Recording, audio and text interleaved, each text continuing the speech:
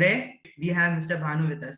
He is a 2013 electrical engineer from IIT Roorkee and a 2018 IIM A alumnus. He is co-founder of Finshots and Ditto Insurances, which simplify financial topic for us with its well-known crispy infographics and short newsletters. So hello Bhanu, how are you? Hi Ruthik, I'm good. How are you? I am fine. Just the low temperatures of Roorkee are a little intolerant for me. Yeah. Yeah, I know. I think that was one of the toughest, challenges for me as well when I was on campus. Yeah. I mean, I never experienced any temperature less than 20 degrees, right? I come from Andhra Pradesh, so it's pretty hot here even in winters, Yeah. right? So yeah, and Roorkee's winters are kind of scary as this thing. Yeah. Same goes with me. I belong from Maharashtra, so same thing. Oh, So, okay. Same applies to me. Okay, so Bhanu, my first question is, actually, if you see currently, entrepreneurship is kind of becoming buzz, and like students like us are getting more excited about the field, and more people are getting aware about the great opportunities it has to give, right? But back then, when you were at IIT Roorkee, was this the same case? And did you have any thought in the back of your mind, like somewhere ahead in my career, I want to pursue entrepreneurship? Never. I never thought about that I would ever get into a startup, right? I mean, in fact, back then, right? I think I would say most of at least the people that I used to hang out, the people in my batch, right? We were kind of a bit, I would say, a bit wary about even startups. So I had two interviews back to back, right? One is with Nestle, and the other is with Flipkart. Now again, Flipkart is a pretty big company, but again, 8-9 years back, Flipkart was, I think, just kind of up and coming, right? Now when I kind of ask even my friends, hey, which one should I choose, right? Because both of them are kind of almost paying in a very similar this thing and all. I mean, most of my friends go for Nestle, right? Yeah. So I just kind of went ahead and kind of give the final round with Nestle, and I got selected there for the campus placements. So I think very few folks from campus, I would say, used to start directly at least, right? Okay, so how was the campus life back then, like at IIT Roorkee? Like there is gap of like more than 7 years between you and me. So how was the campus life back then? See, back then I would say it was a bit. I heard now on the campus you have a lot of new things like a bowling alley, and you have a big cafeteria, shopping malls, and all of that, right? But yeah, back then for us, I think the most modern stuff on the campus used to be that coffee day thing. Right now, I think Brew or somebody is there, right? Yeah, Nescafe. We have Nescafe. Yeah, Nescafe. Yeah, correct. So we think, yeah, we used to have a Nescafe only, not coffee day. Sorry. Yeah. Okay. So that was that used to be the most modern thing on the campus, right? Yeah, and most of the other things are again still what you have is the every Bhavan ka small canteen, right? And those horrible mess and everything, right? Yeah. So it was kind of like a bit old compared to how the campus has turned out to be, right now. Yes, we can say that mess have not changed in this whole period. So yeah. So you did a job, right, in Nestle for 3 years, and then you joined IIM A. So what was the motive behind it? Well, I was placed in Goa for 3 years because I used to work in one of the Nestle's plants.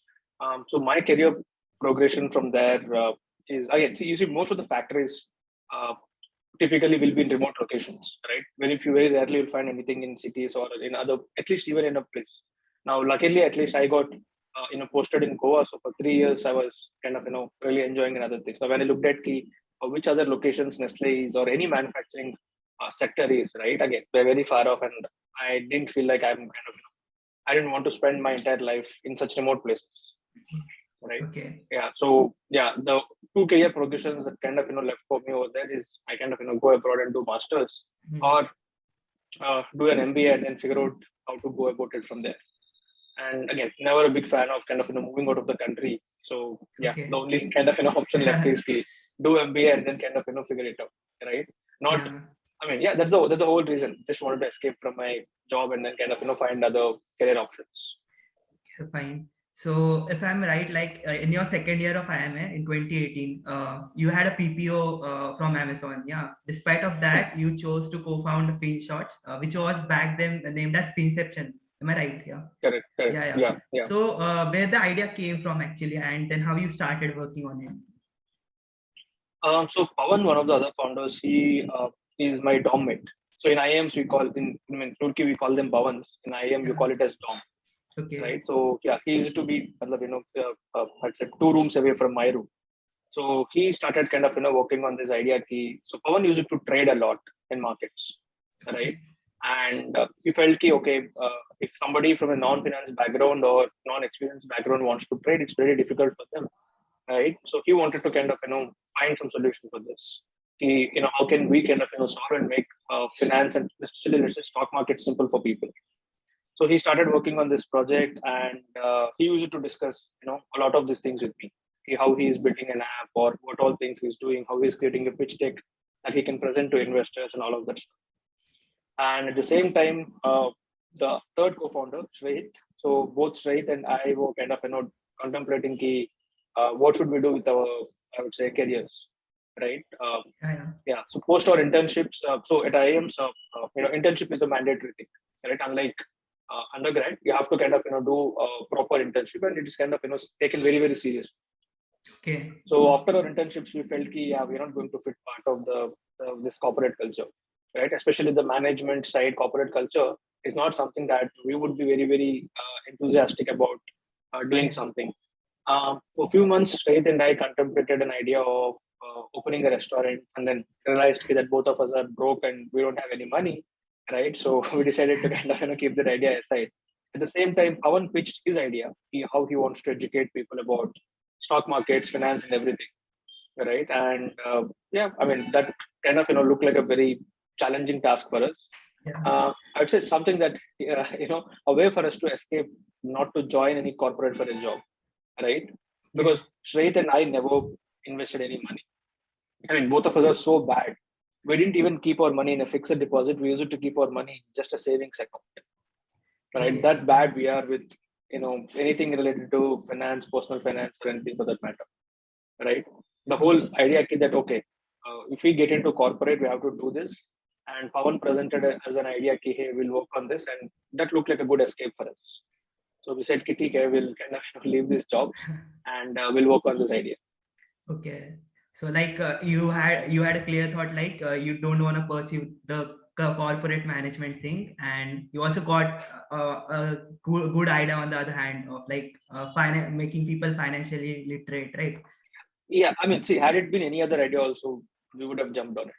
Like I said, right? See, most people kind of first find a problem and then try to solve a solution for it and then build a startup out of it, right? For us, it's I would say the other way around. We didn't want to go, so this is the only way.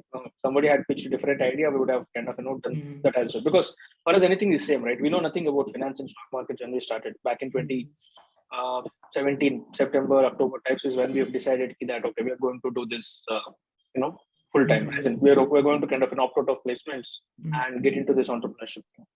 Okay. So you talked about like a few of the co-founders didn't know much about investing, right? And only Pawan knew about trading and stock markets. So how did you manage back then, and how did you build the core team back then? And the next question is, how did you got funding for the Finception? See, again, we had no experience, right? Again, so in IIM, you have a lot of courses where they teach you finance, marketing, like strategy, bunch of stuff. And Shreet and I, we stayed away from all finance courses because at least Shreet hated finance so much, right? The only courses that we did was 3-4 courses that are mandatorily kind of, forced by the college. That, you need to know at least these 3-4 basic courses, right? And Shahid was my best friend at campus, and we used to take most of the courses together. So the entire second year courses are electives itself, but you choose what you want. All finance courses at all, right? So we have to learn everything by ourselves, right? When we kind of wanted to do, and I think that's one of the main reasons that we were able to simplify finance out there, right? Now, this is the bigger problem in the entire financial news space, right?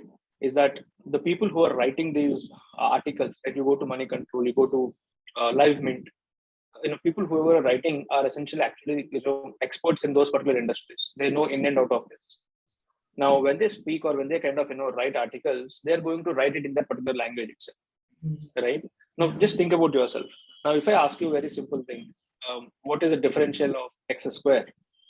I mean, you feel this is like the dumbest question anybody can ask me, right? I mean, you went to IIT, you solve much higher order, mathematical questions. But for somebody who is from a non-mathematical background, this itself is a big question, right? And you will simply write, this is the answer, right? Okay, this is the answer, right? Directly write it. Don't explain, you don't boost. And this is exactly how most people in the finance will also do it, because they've been so experienced, right? Okay, normal things, I mean, they can't kind of, dumb it down any further, right? Okay, it's like, if I ask you to explain 2 plus 3 is equal to 5 to a 50-year-old kid, right? You'll find it very hard. Like, how do I even explain this? Okay. Now, when we started out, we are like that. We don't know the answer for what is the differential for x square, and we had to learn it ourselves. Now, the way we learned it, we kind of, just put it in a language that, again, people can easily understand, right? Yeah. So I would say us not knowing much in finance actually led us to kind of, simplifying, because we started from ground zero, where any non-finance person would have to actually start if they want to understand, business and finance and business. So like starting from ground zero helped you out to like simplify this exactly. whole Correct, thing for us. And in fact, So at least when we started out, right, our plan was that Pawan will be the finance guy. I will take care of the product, and Shahid, he will take care of all the marketing and other things, right? As things turned out, right? So Shahid, he became the writer. He used to be the one who simplifies all the finance stuff, right? And Pawan used to take care of all the marketing and other things. Right, you start with something, and in just few months, it turns out to be something else altogether. So we can say the guys who didn't love finance were actually writing the content. Yeah. Correct. And so one more question remains is, so how did you manage to get funding for Finception? No, we didn't manage. I mean, we were very bad at that particular skill set, right? See, a lot of entrepreneurs, we kind of even underestimated that fundraising is in itself is a big skill out there.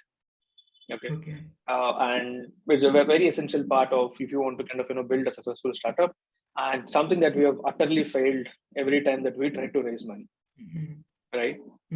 Simply because nobody believed in this idea that you can actually dumb it down for people and create a good business out of it. Okay. Right? It's like how do you put? So it's like, why would people kind of come and read Finshots when there is money control or when there is economic times out there? Right? There are experts sitting out there. Everybody kind of thinks about it like this itself, right? Okay, what is the monetizable idea in this? And second thing is, we said that we're not going to put any advertisements in this, right? Because it's very annoying, right? We ourselves find it pretty annoying. Anytime you go to a website, there are hundreds of ads. I mean, it's like you literally have to find it's like you're working in a minefield, right? You have to be very, very careful of where you click on a website, or else hundreds of ads will simply pop up on your face. So we said that we are not going to put any advertisements on our listing, and we're going to kind of keep it pretty clean. We're going to keep it pretty simple. Now, this is something which most VCs or anybody who wants to kind of fund your startup won't like, because they want to have a very clear business model out there. Where exactly are you going to make money from, or is this idea scalable? That if you want to grow 100x in 2 years, how will you grow? Now, what we have presented is not scalable, right? We are simply writing articles. Now, I mean, if I want to write 2 articles extra, then I need to hire 2 more people, right? Not a scalable idea. And I mean, for a lot of people, understanding this bridge between content to commerce, right, is a pretty difficult thing, right? What we're essentially doing is use content to first build the trust and also to build the reach, and then we kind of go from there. Okay. So think about any financial products, right? If you want to kind of build a good financial services business, you compulsorily need 2 things. One is a good scale, like how are you going to acquire users, right? Where are you going to get them? Because out there it's a pretty competitive space, right? You think about credit cards, loans, insurance, savings, right? It's a highly competitive market. Now you say, hey, I'm going to spend money on Google and Facebook advertisements, then your competitor is going to spend double the money that you can spend, right? So it's a bloodbath out there if you want to spend money, right? So first challenge is you have to find a way where you can actually get users for almost free of cost, or where you can get them for much cheaper price than your competitors can. Second is you have to build trust with your users, because financial products is, again, money is involved, right?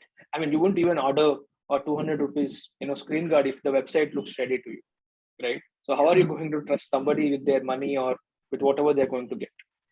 So these are the two problems that any financial services product or company should kind of solve for, right? And our philosophy is that we can actually use content to do both of these things, right? Now, this idea is something which no VC ever found actually to be worth of investing, right? So we kind of almost, even though us, three of us being from IIM and everything, we struggled for a good one and a half year before anybody funded us. And the way even we kind of got funded is a bit funny story. So we, just like infographics, right? Back then we even used it to release videos as well. Yeah. So there was one video about Jet Airways. So Jet Airways just shut down. I think this is February 2019 types, and Jet Airways was shut down. And so we released a video, okay, how Jet Airways, the rise and fall of Jet Airways. And that video kind of became pretty viral, right? It was trending on Twitter, it was all over YouTube, WhatsApp forwards, and everything. I was also involved in that process of forwarding. Yeah. So in that case, you had a small role to play in our a fundraise as well, right? So this video kind of went viral, and somebody at Zerodha came across our video, and then they went to our website to see who we are, what we are doing, right? And this person liked it, and he kind of sent our articles to his boss, right? And yeah, that boss, I mean, he is Karthik Rangappa, so he is the one who runs this initiative called Zerodha Varsity, right? So Zerodha has this entire thing where you can actually learn everything about stock markets. It's like an online kind of the entire study material is out there for you if you want to learn about it. And he liked it, and he sent this to Nitin Kamath, who is Zerodha's CEO and founder, right? And they liked our content, and they reached out saying, hey, we want to kind of partner with you guys and see if we can do something, right? So they took some of our content, they sent it to some of Zerodha's users to test it out, how they like or what they find it useful, right? And a lot of people gave, oh wow, this is a really great content that is out there, right? We are able to understand complicated things in a much simpler language, right? And Nitin, he kind of wanted to build something on his own where he can actually educate people, right? Where he can simplify finance and business. And we said that we have a same plan, right? We want to do the same thing.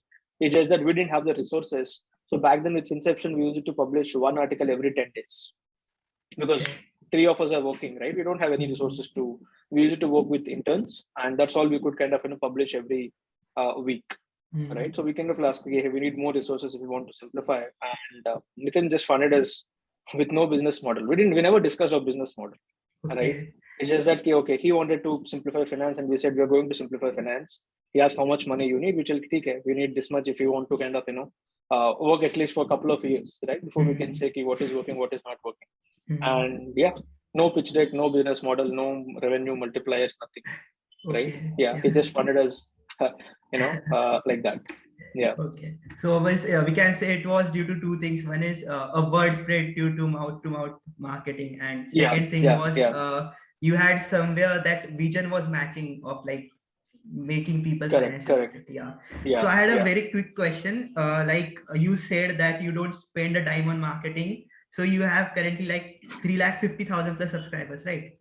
Of Finshots. So how do you maintain the consistency in the content throughout? Like you release your newsletters daily, and how? Yeah. I mean, again, so it's most of the work is done by at least the content front is done by Shahid, right? So he kind of proofreads or kind of screens every piece that kind of goes out as a Finshots newsletter, right? And how we maintain is, again, we kind of we maintain a pretty kind of high standard, right? You see, like I mentioned, we need to kind of build good trust with people. The only way you can kind of build is by having a very high frequency use case with you, where people are reading your content day in, day out, and your content is something that is actually speaking to people. Now, if it can actually reflect what we are, right, that automatically kind of clearly stands out, telling you, oh, this is what Finshots stands for, right? So we don't take anybody's side, right? We don't care. I mean, it's the left government, the right government, central. We don't care about any of those. Our job is to simply uncomplicate and present things in a simple fashion, right? Okay. So we just kind of ensure that we're doing that because we have no agenda. Our only agenda is to simplify stuff. A lot of media houses, again, everybody has their own agendas, right? They want to push people towards this side, that side, and all of that. We are with no agendas, and we want to keep it completely independent. Okay, so the content is bias free. Yeah, exactly. And that's why you won't even see any advertisements also. In fact, we are so strict on the advertisements part. We never advertised our own investor Zerodha in our newsletters until today. I mean, never. We never did that, and we're not even doing going forward as well. Yeah, sure. People will get like inspired from this thing. Yeah. So my next question is, like in 2021, you founded Ditto Insurances. So co-founded Ditto Insurances. So what was the motive behind it, and what is Ditto Insurances? Can you just? Yeah. So when we started, right, again, like I said, we wanted to simplify financial services and stuff. Now we didn't have a lot of resources, and we found content is a way that is kind of very a less expensive way to kind of create a product out there, right? Because all I would need is somebody who can write a small website to where I can simply publish my articles. If people like that content, they can kind of go ahead and read. So now we never wanted to kind of put advertisements on the Finshots website and kind of monetize. So one technical progression or a logical progression for us from there was to venture into financial services ourselves, right? And we looked at what are the most complicated financial products out there, right? And I have to say insurance is one of the most complicated and most under utilized financial product out there. There are a lot of people kind of make huge mistakes, and it's a complicated world, right? Insurance is too complicated. Yeah, right? even if I hear this word, it's like very scary for me, like to understand. Yeah, that's how most people out there kind of think about it, right? Yeah. So what we feel is this is the most complicated one. So we thought, why not first simplify that, right? That this is what we wanted to do. What we're good at is kind of uncomplicating or simplifying things. So we said, okay, we'll do the same thing with insurance as well, right? But at the same time, we wanted to do it our way. When I say our way, see, it's like this, right? The entire insurance world has two main problems. One is mis-selling. Okay, people simply want to just sell you a product, right? Now, your family would have at least 2 to 3 uncles who are LIC agents or who are in this insurance business. They'd come to your home, they'll sweet talk you into any products and everything, right? They won't talk about even how much returns you're going to make. None of this. They simply say, this product is good, right? I'm telling you, you can trust me and you can buy this. Okay. And it's not entirely their mistake as well, right? Because their commissions are directly driven by how much premiums that they collect. And at the same time, they don't even have the knowledge to do all the financial calculations and say, oh, this is the amount of return, how good or bad this product is. Somebody is asking them to sell and they're kind of going out there and selling it. So there is a lot of mis-selling that happens, both voluntarily and involuntarily. Second is if you kind of come to the online space, it's filled with people who are spamming you. You just put your number out there on any insurance platform, right? They're not going to stop calling you until you buy an insurance from them, right? You tell them that you're in a hospital bed, they don't care. They still call you, sir, no problem, take an insurance now, right? Whatever financial state, wherever you are, they don't care. They're just going to spam. So what we said is, again, this is not a pleasant experience that we're going to have for ourselves, right?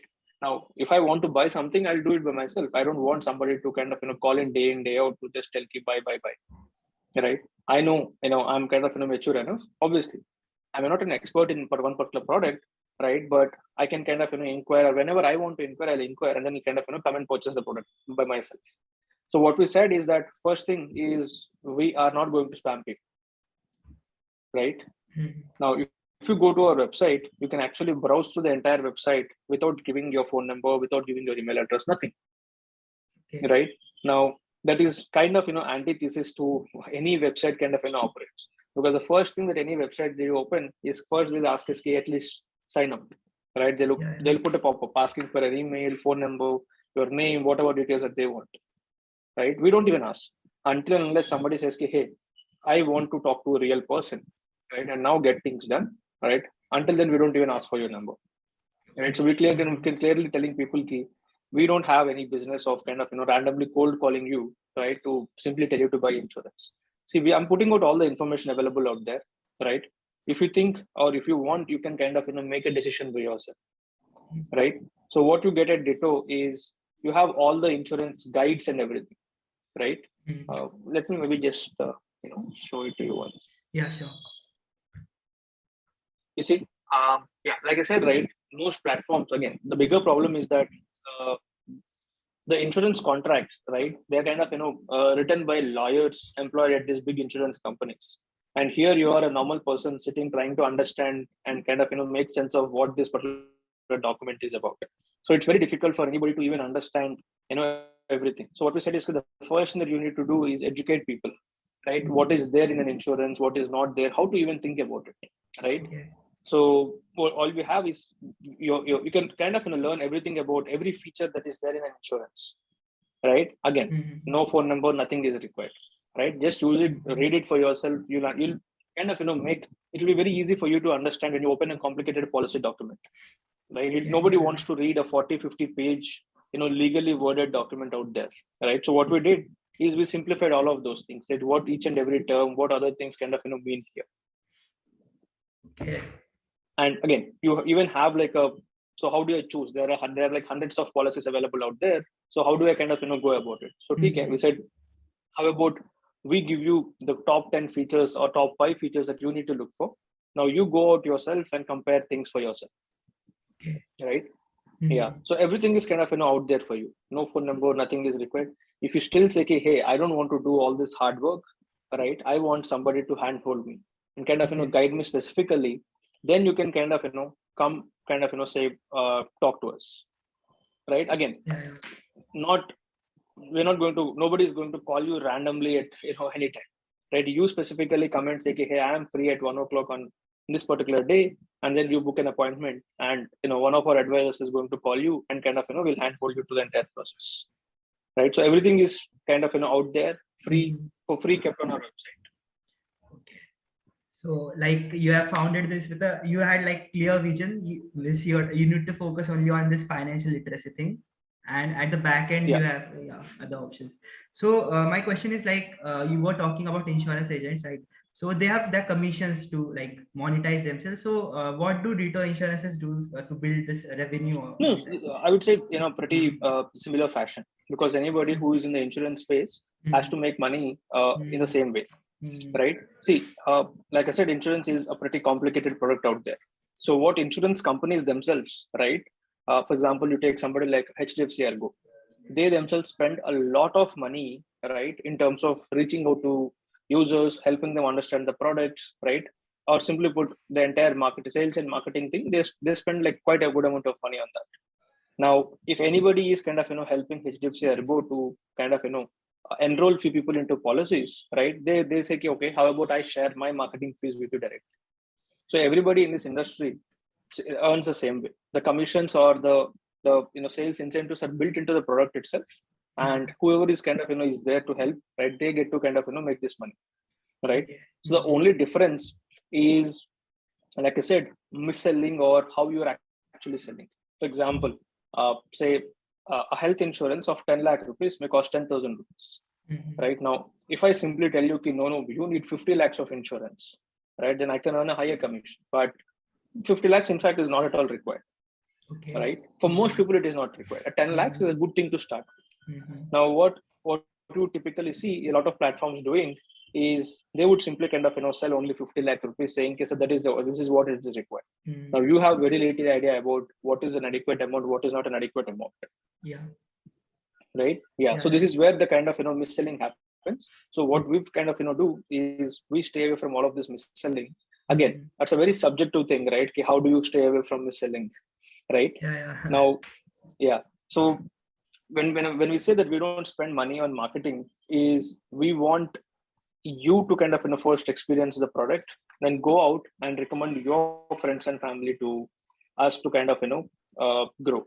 Now, if I'm going to recommend or mis-sell products to you, right, you would stop doing that, right? You would never recommend. So in the short run, I can kind of also mis-sell and kind of survive and do the business. but in the long run, I'll never be able to kind of do that. Okay. Yeah. Right? Only if you kind of do good, people will remember and kind of go out and kind of recommend you. Right? Okay. Yeah. So if at any point in time, not just now, even in the future, if we kind of move away from that and start guiding people wrongly or kind of selling products where we stand to make higher commissions, right? Yeah. So soon we will lose the entire word of mouth thing, on which we have built the entire Finshots and Ditto's business. Okay. So it is great, like having that sense of gratitude in mind. You're moving ahead, in every space. Yeah. So my next question is, like you co-founded Finshots, right? Then you now co-founded Ditto Insurances. So you are now an entrepreneur. So what all challenges did you face, and what were the lessons out of it?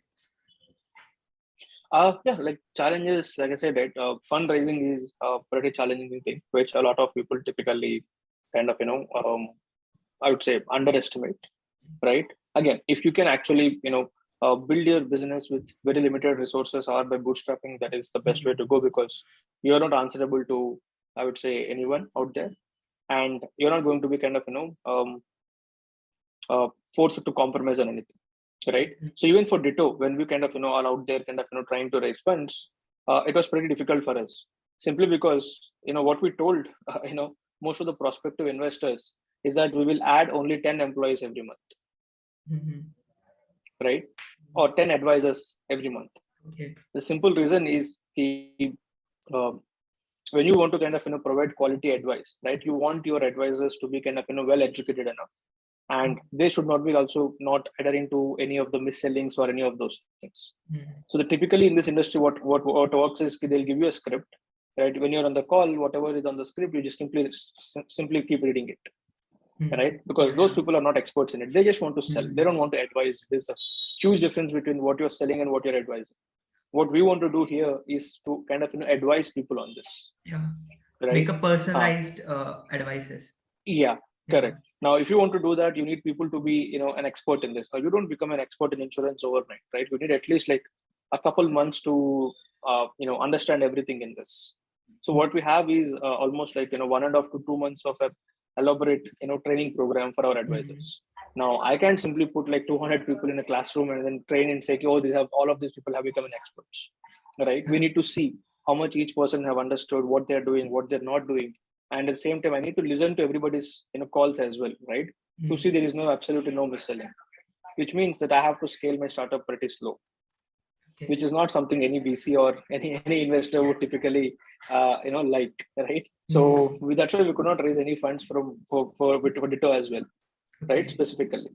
So yeah, that's one of the most challenging things that you kind of have to face. Okay. And so the final question, any advices for us millennials? I would say, if you don't have a lot of, I would say, financial responsibilities right now, right, go out and kind of, experiment with different careers, right?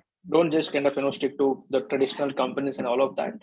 Right, go out, maybe work with startups, because you'll get like huge experience, right? I mean, working for 1 year at a startup would equal and be almost like 2 to 3 years of an experience at an established company, because you get to have a lot of hands-on experience, right? But again, the pay, the working hours, all of that is going to be pretty hectic, right? The pay is not going to be much, at least I would say early stage startups, right? So if you are at least, let's say your parents are financially taken care of and you don't have huge financial responsibilities, because you're pretty young right now, you're flexible and you can experiment, right? So go out and work with startups, and then you can see from there.